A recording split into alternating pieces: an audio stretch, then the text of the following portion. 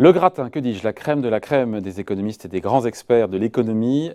Tout ce beau monde est attendu aujourd'hui et jusqu'à dimanche pour les rencontres d'Aix en Provence, qui rebaptisé cette année Aix en scène pour cause de Covid, organisées donc aujourd'hui jusqu'à dimanche à la Maison de la Radio pour des conférences dématérialisées. Bonjour Philippe. Bonjour David. Philippe Escande, éditorialiste au Monde.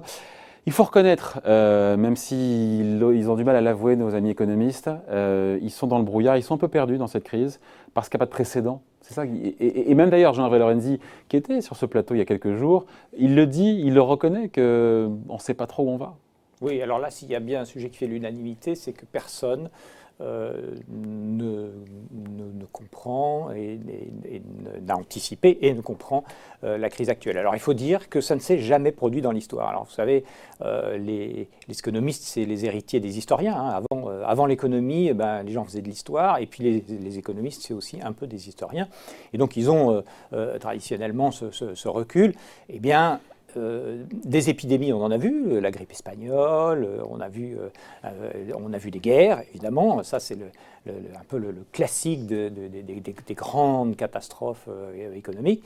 Mais une paralysie complète de l'économie pendant 2 mois dans le monde entier, pour une raison de pandémie, ça ne s'est jamais vu. Et donc, ils sont un petit peu paumés, comme on l'est tous, même si ça ne les empêche pas d'avoir des opinions. Parce qu'on ne l'a jamais vu avant, à leur décharge ?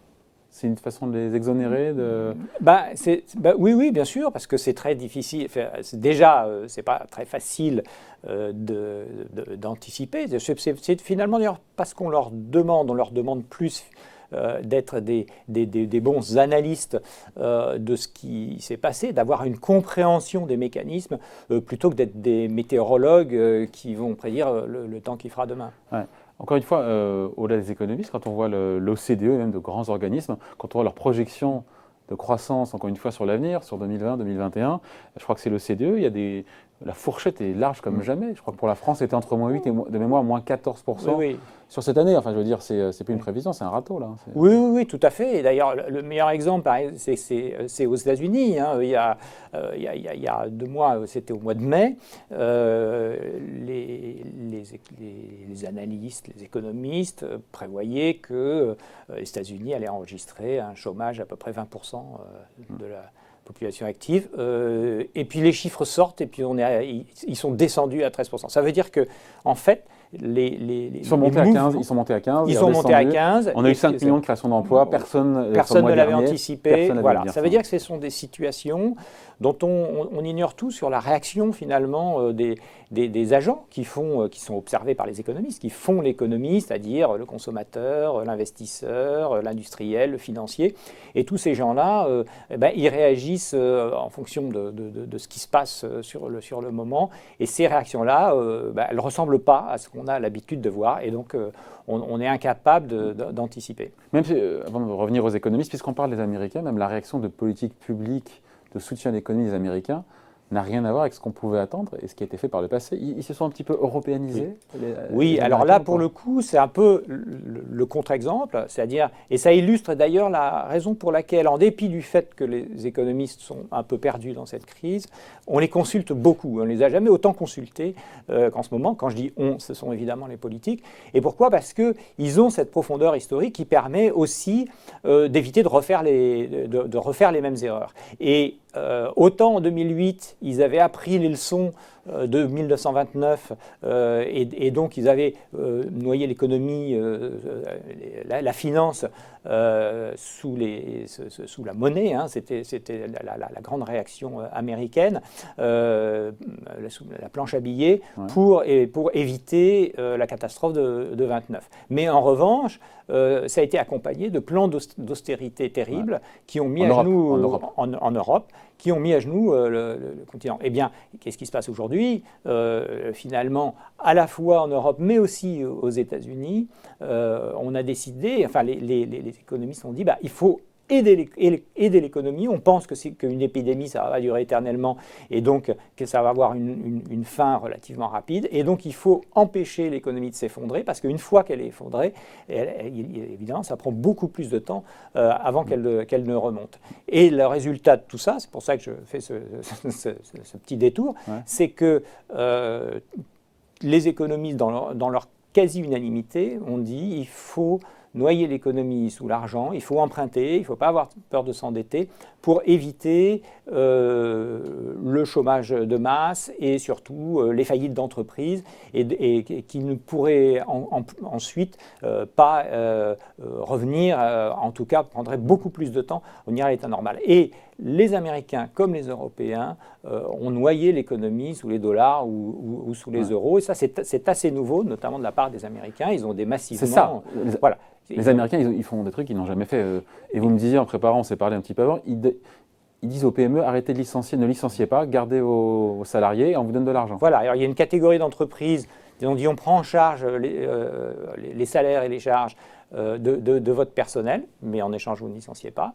Et d'un autre côté, ils ont décrété des aides massives à l'assurance chômage pour que ceux qui se retrouvent sans emploi aient un petit pécule. Et en plus, ils ont rajouté encore une couche d'un chèque de $1 qu'ils ont donné à toute la population. Donc c'est vraiment tout l'arsenal. Et alors évidemment, il y a des préoccupations électorales là-dedans parce que Donald Trump joue son avenir sur la reprise de l'économie, donc il va très fort. Mais c'est aussi finalement ce diagnostic partagé que les États doivent aider les économies, les empêcher de s'effondrer si on veut qu'elles repartent rapidement.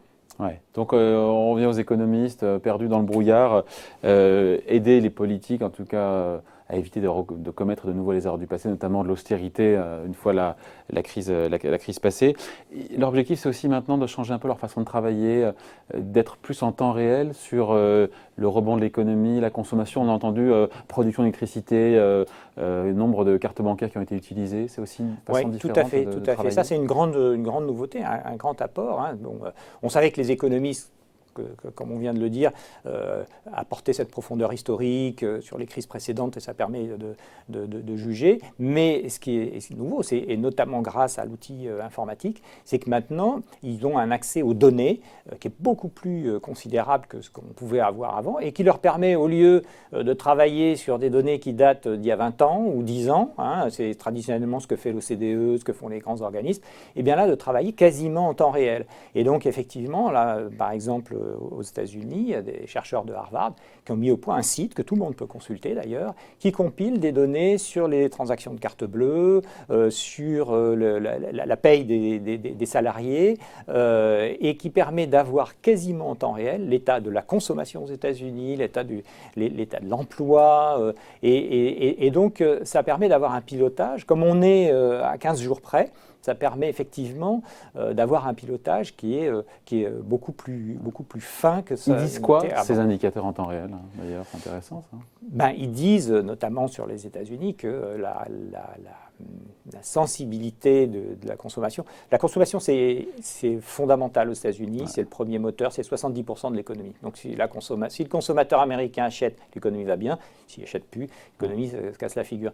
Ça permet notamment de voir ce qu'on constate également, c'est-à-dire que le consommateur est extrêmement volatile en ce moment. C'est-à-dire que, un peu comme les boursiers le sont, c'est-à-dire que dès qu'il y a une bonne nouvelle, il a utilisé, par exemple, les chèques qui ont été donnés, là, ils ont été massivement utilisés pour aller dans les magasins, faire des achats. Donc il y a épargnés aussi. On a dit aussi qu'ils les a été un peu épargnés aussi. Oui, mais c'est à la fois traditionnellement, et puis ça se vérifie là aussi, c'est quand même une tradition moins ancrée qu'en Europe. Hein. C'est aussi un indice. Mais c'est vrai qu'il y a une autre évolution, c'est que traditionnellement, les Américains sont beaucoup plus optimistes que les Européens, ce qui les pousse d'ailleurs à consommer. Et aujourd'hui, cet optimisme, il est de plus en plus tempéré, à la fois par le clivage politique avec Trump. Et puis par ce regain de cas d'infection, 50 000 par jour, peut-être potentiellement 100 000, nous dit et par cette situation qui n'est jamais stabilisée. C'est-à-dire qu'on croit, comme en Europe, on croit que c'est fini et donc l'espoir revient parce que qu'on a tellement envie que ça s'arrête qu'on y croit. Et puis, tout d'un coup, il y a un petit coup de massue, et c'est effectivement ce qu'on est en train de voir aux États-Unis. Ouais. Rebond, encore une fois, de cas de contamination qui peut aussi changer la donne pour les économistes dans leur prévision, encore une fois, de l'évolution de la croissance américaine ou de la décroissance. Oui, bien sûr. Alors, ils ont, jusqu'à présent, été plutôt dans la version assez pessimiste. Il y avait d'ailleurs une forme de clivage intéressant, parce que les économistes traditionnels, macroéconomistes, étaient plutôt pessimistes, de la même façon d'ailleurs que les gouvernements le sont, que la Banque mondiale, le FMI, etc. Et puis les marchés financiers. Et puis les marchés financiers, eux, ils s'intéressent plutôt vers un moitié plein. Donc c'est assez intéressant. Et finalement, la réalité, parce des chiffres qu'on voit effectivement et qu'on voit de plus en plus vite, c'est quand même effectivement que la vérité se situe un peu entre les deux. Voilà, comme souvent. Voilà donc, billet d'humeur à lire aujourd'hui, effectivement, dans Le Monde. Signé Philippe Escande. Merci beaucoup Philippe, bonne journée. Merci David. Bye.